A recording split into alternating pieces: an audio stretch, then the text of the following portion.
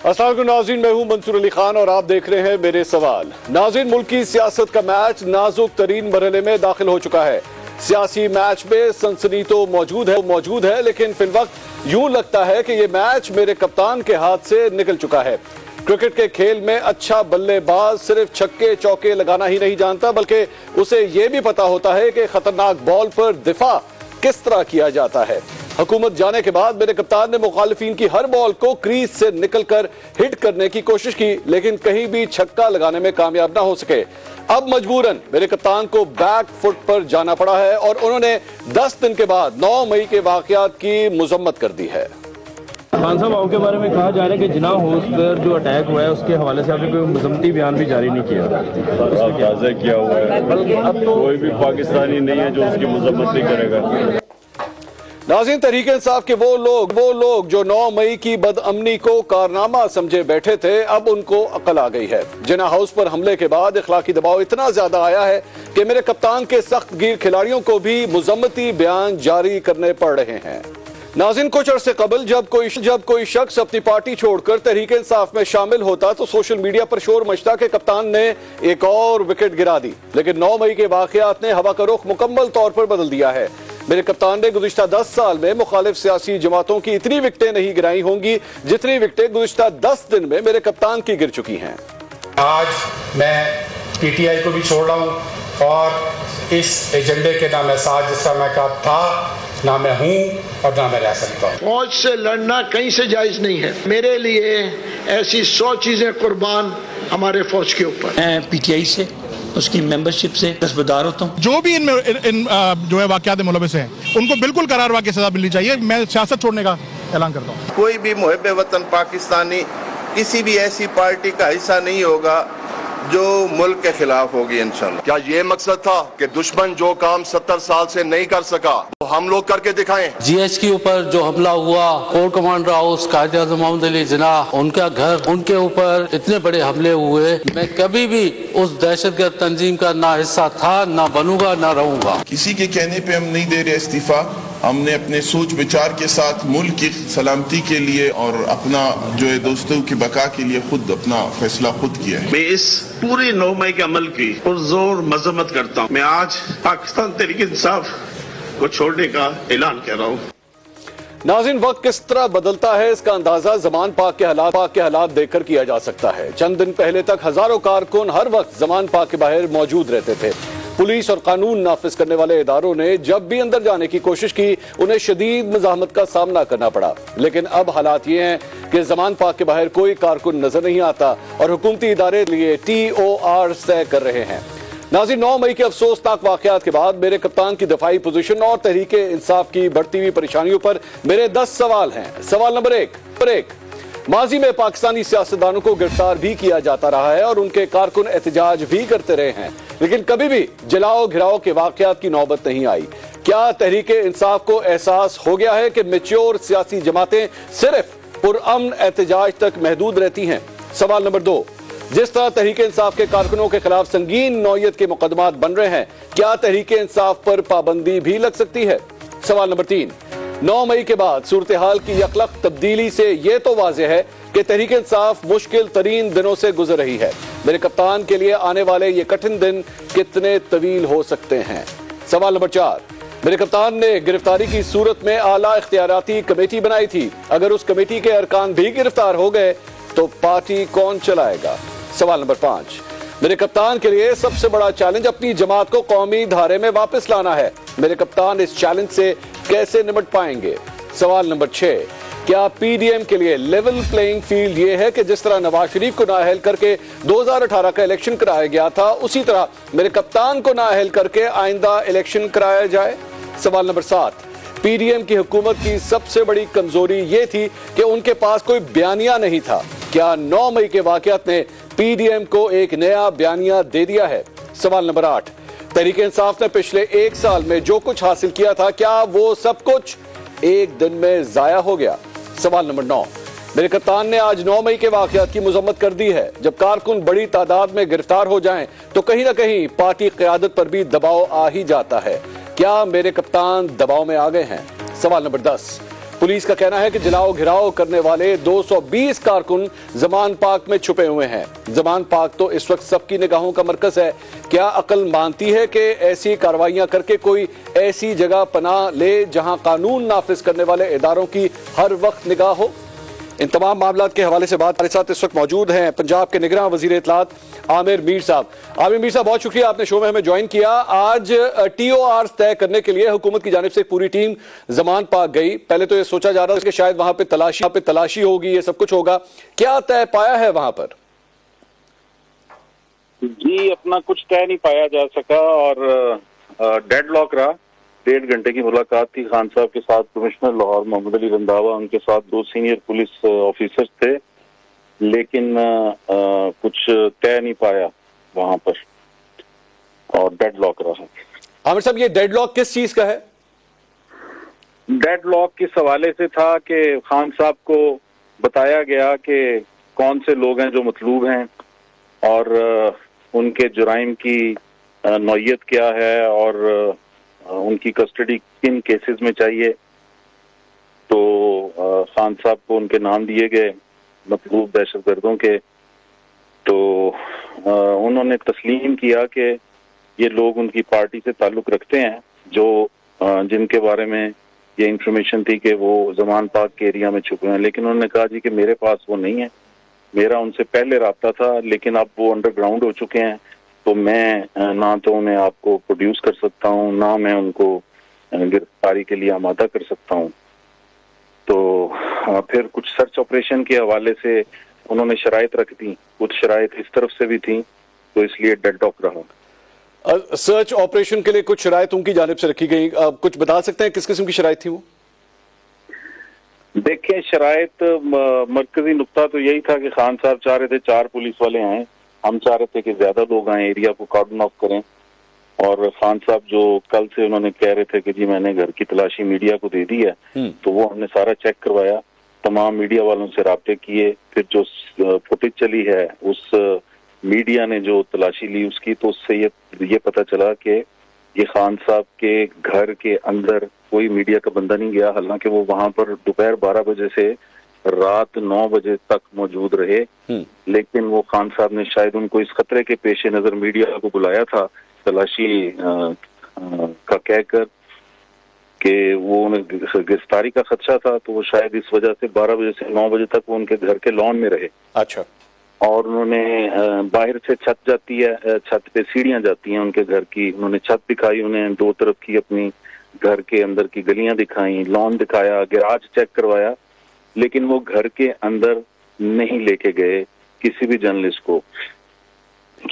तो अब इस हवाले से जो डेडलॉक रहा कि हमने बताया कि सर्च वारंट्स भी हैं, तो खान साहब जो हैं वो कह रहे थे कि जी इतने ज्यादा पुलिस वाले जो हैं उनकी मैं इजाजत नहीं दे सकता। आमिर साहब, ये अब आप जो फरमा रहे हैं कि डेडलॉक है, अब हुकूमत की साइड से जो है वो क्या अगला लाहेअमल होगा?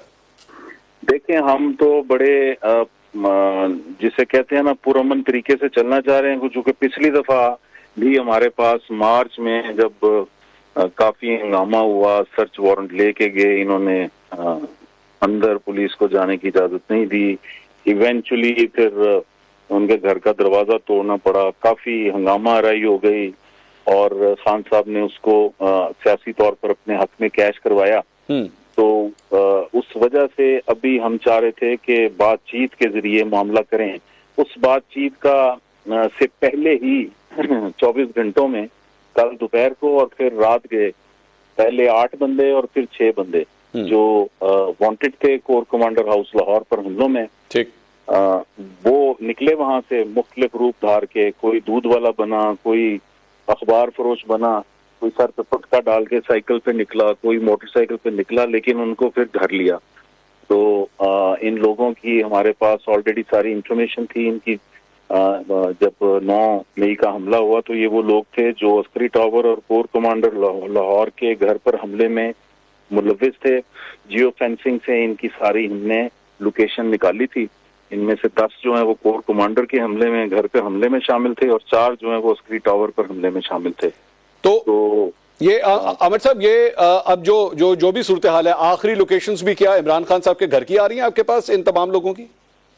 जी, लोकेशन आई थी तो ये सारा फैसला हुआ था, लेकिन ये भी बड़ी मेजर अचीवमेंट है कि 14 लोग पकड़े गए हैं। अच्छा। और फिर वो लोग जो हैं वो मजीद इंफॉर्मेशन भी दे रहे हैं। उन्होंने इस चीज की तस्दीक की है कि जो 9 मई को लाहौर में जो हमले हुए मिलिट्री तनसीबात पर, उनकी प्लानिंग एडवांस में थी और उनकी सेकंड टियर जो पीटीआई की लीडरशिप है उसको खान साहब जो हैं गिरफ्तारी से पहले बता चुके थे कि किस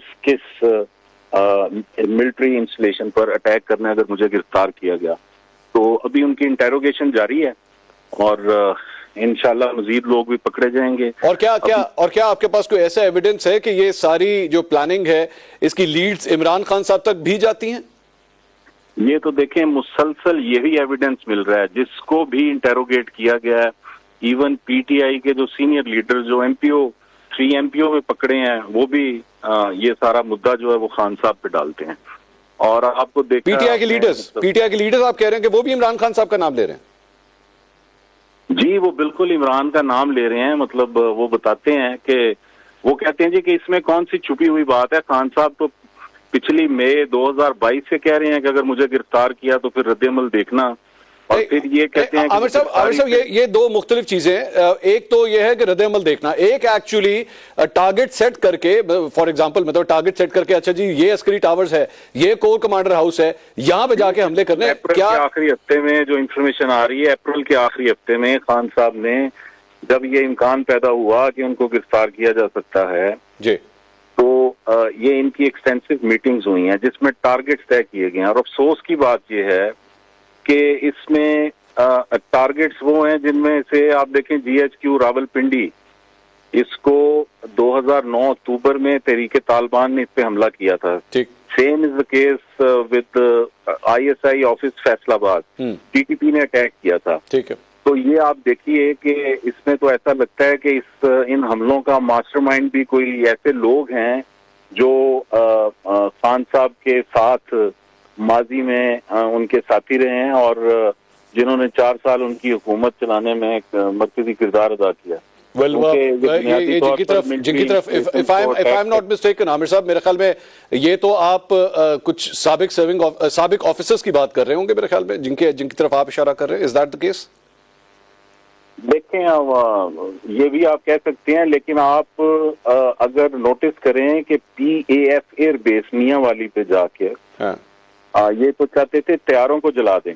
वो फिर जो एक प्लेन जो था, मॉडल प्लेन जो मेरा ख्याल है कहते हैं लोग हैं, मैं मालूम ने जिससे जहाज गिराए थे दुश्मन के, उसको इन्होंने आग लगाई। फिर आप गुजरांवाला कोर कमांडर के घर पर हमले की मंसूबाबंदी थी, कोर कमांडर पिंडी के घर पर हमले की मंसूबाबंदी थी। इनके लोग वहां पर पहुंचे लेकिन उन्हें रोका गया, लेकिन इन्होंने GHQ पे हमला कर दिया, हमजा कैंप पे हमला किया।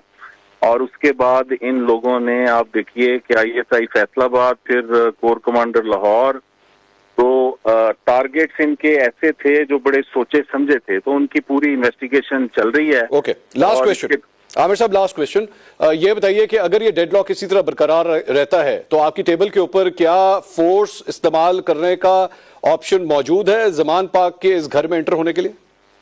जी, अभी तक तो नहीं है। ठीक है, ठीक है। मैं आपकी कोशिश है कि गुफ्तो शुनीद के साथ ही मसला हल किया जाए।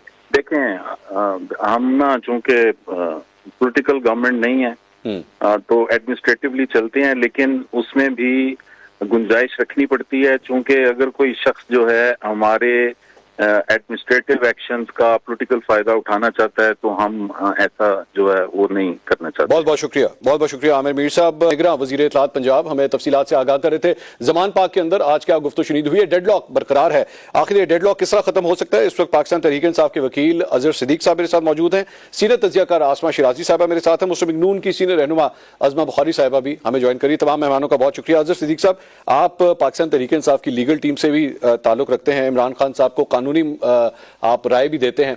इस सूरत हाल के अंदर ये सारी गुफ्तगू भी आपने आमिर मीर साहब की सुन ली है, इसको रिजॉल्व किस तरह किया जा सकता है? बहुत शुक्रिया। देखें जी, आमिर मीर साहब तो हमेशा एक सियासी जमात की नुमाइंदगी करते रहे और अभी भी जो गुफ्तगू की है उसमें मुझे कहीं ना कहीं स्टेट्समैनशिप तो नज़र नहीं आई, एक सियासी जमात की झलक नजर आई। वो शायद भूल गए हैं कि मार्च का, मैं अभी आपके सामने अबर गुल का ऑर्डर भी पढ़ देता हूँ। मार्च के जब सर्च वारंट करने थे ना, तो कोर्ट के ऑर्डर थे, मैं वो पढ़ देता हूँ। Investigation officer is directed to accompany a lady police officer not below the rank of inspector at the time of search of requisite house in accordance with law। दो लोगों का कहा था और को BCO लोग गए थे, गेट तोड़ के गए थे और सारा कुछ आप लोगों ने देख लिया। अब भी जो आया है ये जो 18 मई का है, ये 18 मई का है और 18 मई भी यही अल्फाज हैं अबर गुल साहबा के, दो लोगों का कहा है भी कानून बड़ा क्लियर है। अब इसमें अब देखे ना, जो पहली दफा तो उन्हें बड़ा गिला था इस बात के ऊपर कि जनाब पता नहीं लोग रोक रहे हैं, अब तो सड़क खाली पड़ी है। सर नहीं, लेकिन ये कहा जा रहा है कि जी खान साहब कह रहे हैं कि 4 बंदे आए हैं बस, इससे ज्यादा नहीं। देखे ना, तो बेहतर है इसको डेडलॉक को खत्म करें। डेडलॉक की क्या बात है? ये कौन होते फैसला करने वाले? हमने 10 लेके जाने हैं, 20 लेके जाने हैं। कोर्ट ने जब 2 कहा है, कोर्ट ने सिर्फ 2 कहा है। ठीक है, ये मैं वो बता रहा हूँ, मैं चैलेंज कर रहा हूँ इस हवाले से इस बात को। देखिए सवाल बड़ा सीधा सा है। एक सियासी जमात है, जो सियासी जमात को दहशतगर्द डिक्लेयर करने के लिए जा रहे हैं आप, तो right to fair trial, due process of law मौजूद है वहां पर। लोग अब तो वहां पर लोग भी कोई नहीं है। अब ये समझ से बाहर है, ये सड़कें क्यों बंद की हुई हैं? अच्छा, सड़कें आपने सारी बंद रखी हुई हैं, वहां लोग गुजर नहीं सकते और हम इसको चैलेंज करने जा रहे हैं इस बात को भी कि सड़कें खोली जाए, लोगों के लिए आना जाना रहे। अब तो लोग वहां कोई नहीं है, यानी जिन लोगों को पकड़ना है। अब तो अब देखें, अब आप मीडिया पे आप देख लें, आज अभी आप खोल के देख लें, जो 6 दहशतगर्द जिनकी बातें कर रहे हैं वो पता चल रहा है, उन लोगों के इंटरव्यू चल रहे हैं कि वो पहले पकड़े हुए थे, दोबारा वहां ले गए। मैं इन कंट्रोवर्सीज में नहीं पढ़ना चाहता, आई डोंट वांट। जो जिन्होंने जो जुल्म किया है, जो बर्बरियत की है, उनको उसका जो है ना खमियाजा भुगतना पड़ेगा। लेकिन आज बैठकर निगरान हुकूमत, और ये देखें ये निगरान हुकूमत किस कैपेसिटी में, अभी इन्होंने कल इलेक्शन कमीशन को बुलाया हुआ था, वो क्या कर रहा था यहाँ इलेक्शन कमीशन, उसके क्या कंसर्न है इस बात से? अभी तो बैठ के भाई ड्यू प्रोसेस ऑफ लॉ होना है, कोर्ट में ट्रायल चल रही है, ट्रायल होने के बाद को सजाएं होनी है और उसके बाद की बातें। अज़मा बुखारी साहब, ये गुफ्तगू सारी आपने सुनी है। पाकिस्तान तहरीक इंसाफ का कहना है कि जी कोशिश की जा रही है हमारी जमात को दहशतगर्द जमात करार देने की। ये जमहूरी रिवायात के ऐन बरक्स नहीं होगा, जिसके लिए आप लोग हमेशा वोट को इज्जत दो का नारा भी लगाते रहे? बहुत शुक्रिया मंसूर। अगर सियासी जमात सियासत कर रही हो तो यकीनन उसके साथ ये नहीं हो सकता। बट अगर सियासी जमात जो है वो दहशतगर्दों के अंदर जो है तब्दील हो जाए और वो लिबादा जो है उसने सियासी जमात का पहना हो लेकिन हो दहशतगर्द। पाकिस्तान की तारीख में ये सब कुछ देखा आपने, जो 9 मई को देखा। क्या इस मुल्क में पहले वजीर आजम जो है वो फांसी तक नहीं चढ़ गए? क्या इस मुल्क में पहले वजीर आजमों को जो है वो जिला वतन नहीं किया गया, उनको हाई जैकर नहीं कहा गया, उनकी सारे खानदानों को निशान इबरत नहीं बनाया गया? लेकिन कभी आपने किसी सियासी जमात की तरफ से ये सब नहीं देखा।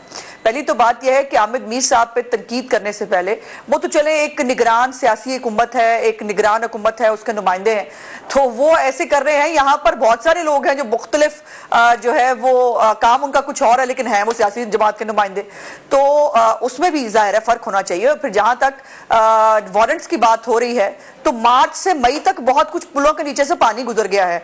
जिस मार्च के वारंट का जो है वो अब वावेला किया जा रहा है, उस वक्त तक 9 मई नहीं हुआ था। उस वक्त तक जो है वो आपने, हालांकि उस वक्त भी अदालत ने इनको अनड्यू फेवर दिया, क्योंकि उस वक्त भी पेट्रोल बम जो है वो चलाने का इन्होंने प्रोग्राम बनाया हुआ था, फिर वो चले, पूरी दुनिया ने देखे। वो रेंजर्स की गाड़ियां जो है वो जलाई गई, पुलिस वालों को मारा गया, वहां पर ये सब कुछ किया गया।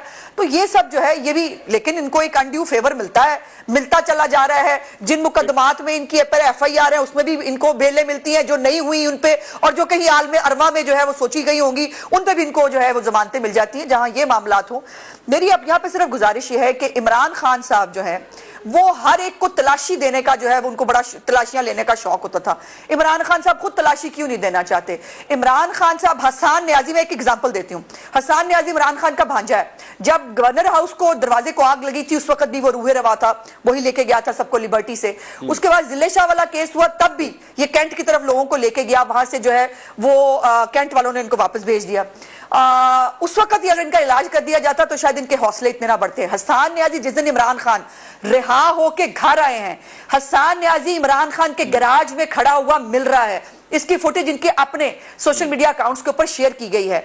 हसन न्याजी जो है वो आदमी है जिसने वहां से वर्दी चुराई और वर्दी चुराने के बाद एक लकड़ी के ऊपर लहराकर उसने वहां पर खड़े होकर जो तकरीर की, उस वर्दी की जो तौहीन की। आज ये जो लोग हमें भाषण सुना रहे हैं ना कि बड़ा जिसने कुछ किया है उसको होना, ये बड़े लोग हैं जिनके दो दो चेहरे हैं। ये एक तरफ आर्मी के खिलाफ नारे लगवाते हैं अपनी जो है उसमें खड़े होकर, दूसरी तरफ जो है वो आकर कानून का हमें भाषण देंगे। तो ऐसा होगा नहीं। हमें कोई शौक नहीं है किसी को दहशतगर्द डिक्लेयर करने का, लेकिन अगर कोई दहशतगर्दी कर रहा है तो उस पर दहशतगर्दी लगेगी। और इसको चैलेंज कर लेने दें मुझे मोहतरमा साहिबा को। मैं सर एक ब्रेक का वक्त तो ब्रेक आप जरा मुझसे ले लीजिएगा, आप बिल्कुल दीजिएगा, आपका राइट है। मैं एक नाज़रीन ब्रेक, आसमा शिराजी साहब भी हमारे साथ मौजूद हैं। डेडलॉक की सूरत हाल, डेडलॉक का लफ्ज इस्तेमाल किया गया आमिर मीर साहब की जानिब से, लेकिन लग इस तरह रहा है कि सियासी तौर पर जो डेडलॉक पिछले कई महीनों से हम लोग देख रहे हैं, इसकी वजह से शायद आने वाले दिनों में, आने वाले महीनों में मजीद प्रॉब्लम्स खड़ी हो सकती हैं। आसमा शिराजी साहब हमें बता सकती हैं कि आखिर ये डेडलॉक खत्म किस तरह किया जा सकता है। हमारे साथ रहिएगा।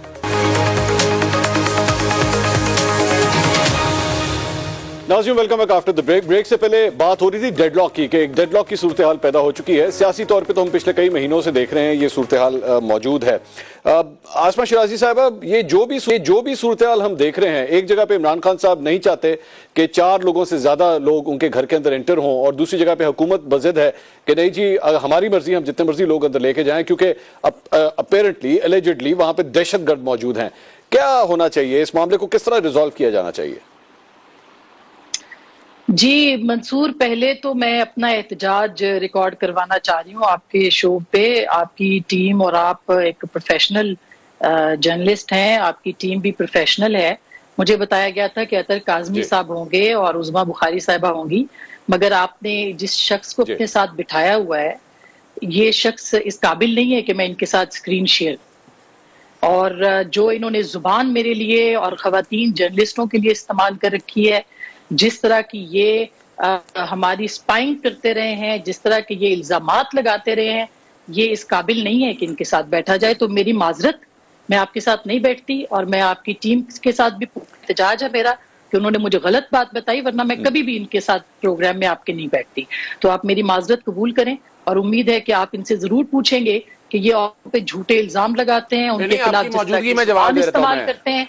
मैं आपकी मौजूदगी में जवाब दे देता हूँ। आप सुन लेना, हिम्मत करके सुन लेना, आपकी मौजूदगी में जवाब दे देता हूँ। पहले आपकी जर्नलिज्म है, आपकी सियासी वाबस्तगी हर एक को पता है, आप कहाँ उठती हैं, कहाँ बैठती हैं, एवरीबॉडी नोज। ये आपको परेशान होने की जरूरत नहीं है। आप यूं करें ना, आप यूं करें, इसी प्रोग्राम पे आ जाए, 1 to 1 मेरे से बात कर लें। आप 1 to 1 मेरे साथ बैठ जाए, आपको हर बात का जवाब दे दूंगा मैं आपको, और चैलेंज कबूल करें इस बात को। अगर हिम्मत है ना आप में तो आए, अगर चैलेंज कबूल करें, 1 to 1 गुफ्तगू करते हैं, हर बात का जवाब दूंगा आपको। और आपका जो रवैया रहा है नवाज शरीफ के मुलाजमों की तरह, जिस तरह आपका रोल प्ले करती रही है, हर कोई रिकॉर्ड की चीजें, इसमें बुराई क्या है? आपके बारे में हर कोई जानता है, इसमें बुराई की क्या बात है?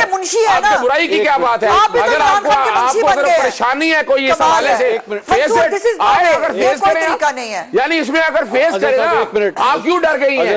आप एक सहाफी हैं, आप डर क्यों गई हैं इस बात का? मैं भी बात कर रहा हूँ, आप प्यार मोहब्बत से बात करें, जो करना चाहती हैं। आप क्या एहतजाज करना चाहती हैं? क्या एहतजाज करना चाहती है? क्या तजर्बा है आपका?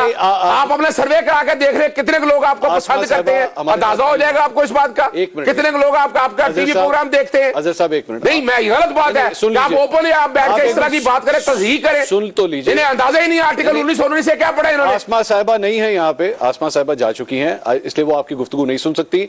मैं सिर्फ एक यहाँ पे क्लैरिफिकेशन दे दूं कि हमें इस बात का नहीं पता था कि आसमा साहिबा की ये रिजर्वेशंस हैं, वो उनकी जाती रिजर्वेशंस हैं। हमारे लिए तमाम मेहमान जो हमारे प्रोग्राम में आते हैं वो काबिल एहतराम है, लेकिन हमें ये नहीं पता था कि उनकी चंद रिजर्वेशन। जी आसमा साहिबा क्या कह रही हैं आप?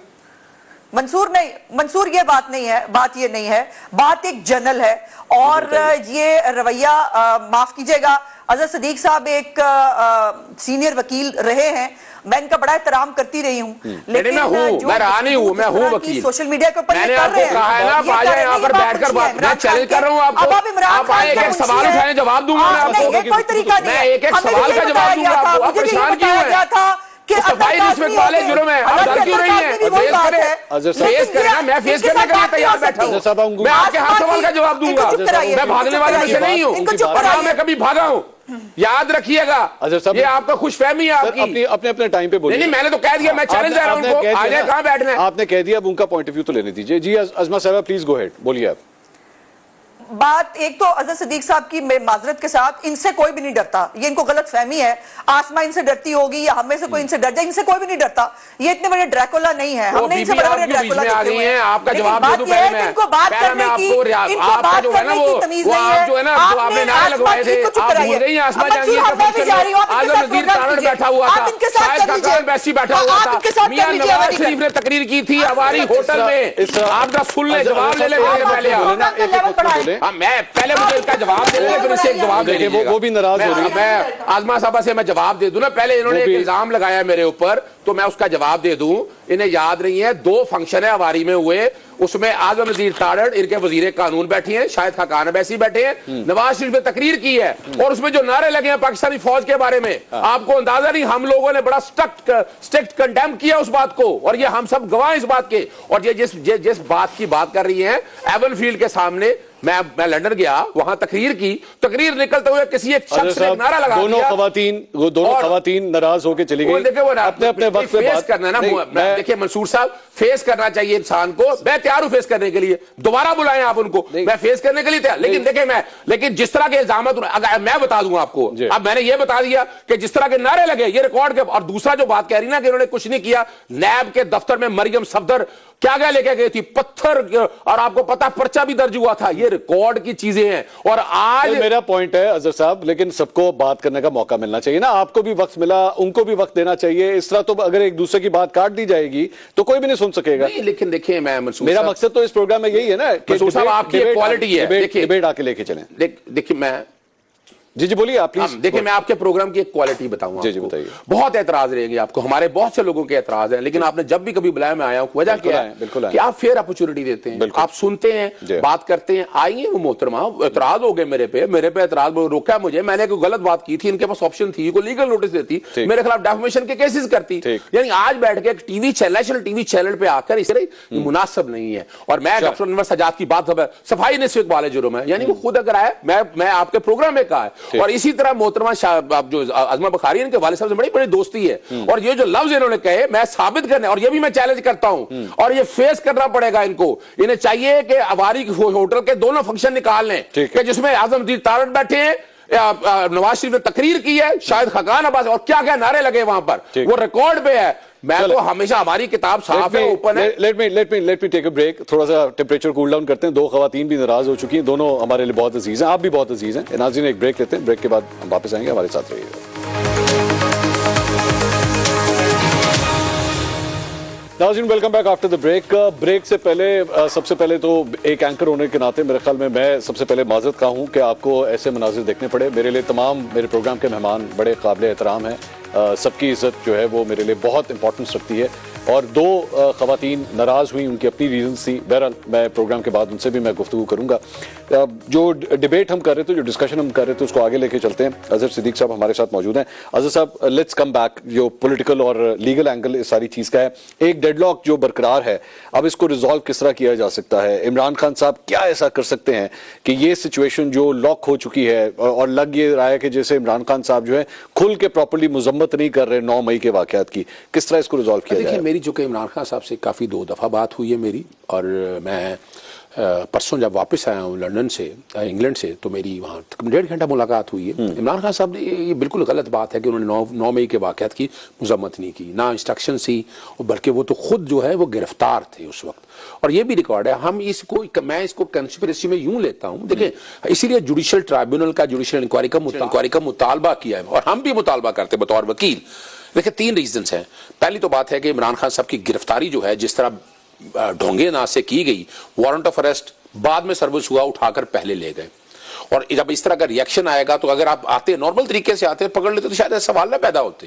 तो वहां देखे ना, गिरफ्तारी पहले रेंजर से करवाई गई। आमिर मीर साहब की आपने गुफ्तगू सुनी, उन्होंने कहा ताने बाने इमरान खान साहब से मिलते हैं कि प्लानिंग पहले से मौजूद है। देखिए हम इस बात से इत्तेफाक इसलिए नहीं करते, हम जो बात कह रहे हैं कि हम जो समझ पाए, जो इब्तिदाई तहकीक की है कि ये बाकायदा प्लानिंग की गई इमरान खान साहब को पकड़ने के लिए, रेंजर्स को एंगेज किया गया। यानी देखे ना क्या है, कोई जरूरत थी रेंजर्स की, हमारी समझ से बाहर है। अच्छा।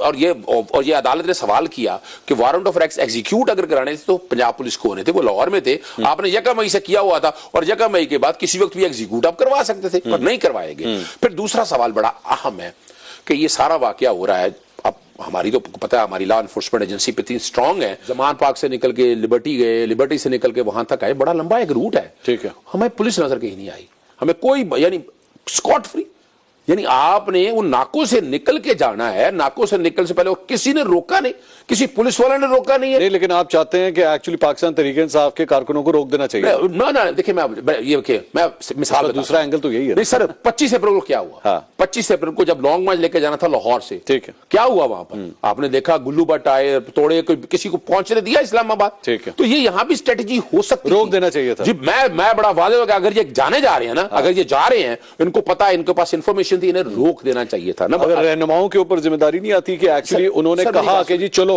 Let's go. देखिए अभी तक अब आप इसमें दूसरा एंगल करेंगे, रोका क्यों नहीं? नहीं सर, मैं जस्टिफिकेशन इसलिए नहीं दूंगा, इन्वेस्टिगेशन में मामला चल रहा है, I don't want to interfere in the investigation. लेकिन या डॉक्टर यास्मीन राशिद की वीडियो आ गई, इमरान खान साहब की वालदा की बहनों की वीडियो आ गई, जो रोक रहे हैं लोगों को ऐसा नहीं करना। इन्वेस्टिगेशन हो रही है, होने दे। और मैं एक बात खत्म कर दूं, मैं एक बात, आपको पता है पेशावर के अंदर PMLN के लोग पकड़े गए जो हंगामों में इन्वॉल्व थे। अच्छा, उनका क्या काम था? ठीक, अब आज जब आप जुडिशियल इंक्वायरी करेंगे, ट्राइब्यूनल बनाएंगे, तो उससे ये सारे हकायक कहेंगे आइंदा रोकना कैसी है, SOPs क्या होने चाहिए। ये बड़ी एक तकलीफदेह बात है। बहुत बहुत शुक्रिया अजहर सिद्दीक साहब आपका। नाज़रीन, प्रोग्राम से अब तक के लिए इतना ही। एक दफा फिर जाते जाते मेरी तरफ से माजरत, आपको वो तमाम मनाजिर देखने पड़े आज इस प्रोग्राम के अंदर। कल इंशाल्लाह आपसे दोबारा मुलाकात होगी। अल्लाह हाफिज।